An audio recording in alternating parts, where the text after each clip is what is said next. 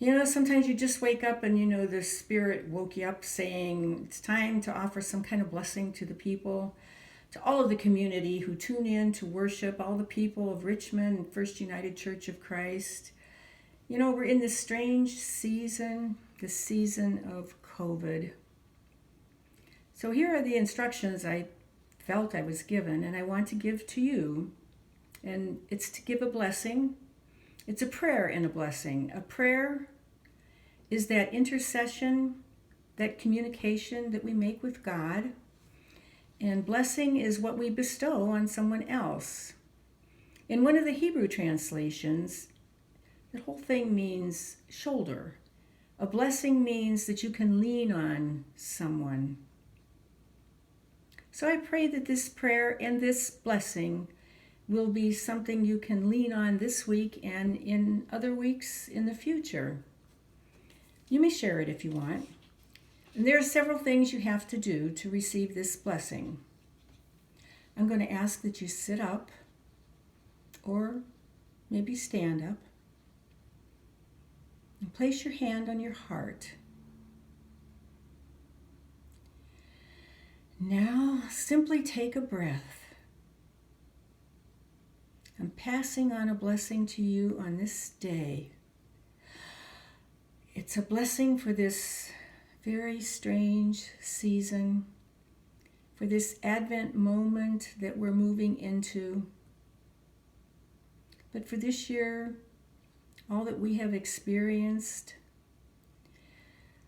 I simply give it to you as you place your hand over your heart. And take a moment to breathe. Take in a big breath. This blessing is for you. For you, for the ones who are weary in this season. Weary of being masked and social distancing. For those who are separated from family, we're forced to Zoom and do FaceTime. For grandparents unable to hug grandchildren. And siblings cut off from the physical joy of being together. Students who are frustrated and bewildered in this time of distanced learning. To mothers bumping heads with daughters who think they know everything. And for sons who are taking on more responsibility but still wanting to be children. And for fathers searching for new streams of income just to maintain the household. And for all families tired of being in the same space together, day in and day out.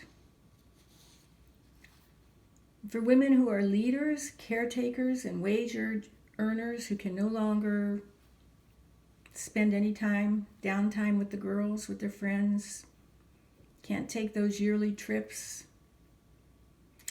For teachers who can't find the camera or the unmute button on Zoom and finding that they send grades late because Wi-Fi is really spotty. And prayer for every person on oxygen in the hospitals. Healthcare workers who place their life on the line to give another person life, a chance. For those afraid to admit that this season of COVID is real, to every funeral director who cannot keep up with the demand of ordering more and more caskets. And to all churches forced to worship in virtual spaces. For the many who yearn to be in the sanctuary. To see your extended family. And to all who hear this blessing, may you be blessed by the God who birthed Jesus and stood with Israel as you navigate a different normal, a new normal that is abnormal in this Advent season. May you know our God, the God of creation, the God who loves and weeps with us, shares in our frustration, understands our loss. This God who has been holding us in the crisis and confusion. In this season, know you are not alone, or forgotten, or cast away. You are precious, creative, beautiful, powerful. We are all designed with purpose by God.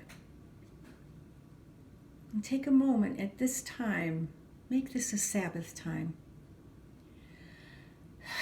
to just breathe. Embrace yourself. Embrace the God who loves you. Breathe and take a breath.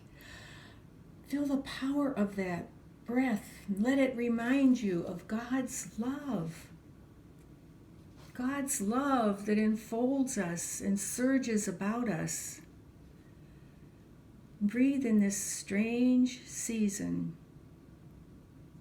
And remember the words spoken to Joshua, spoken to him in the wilderness.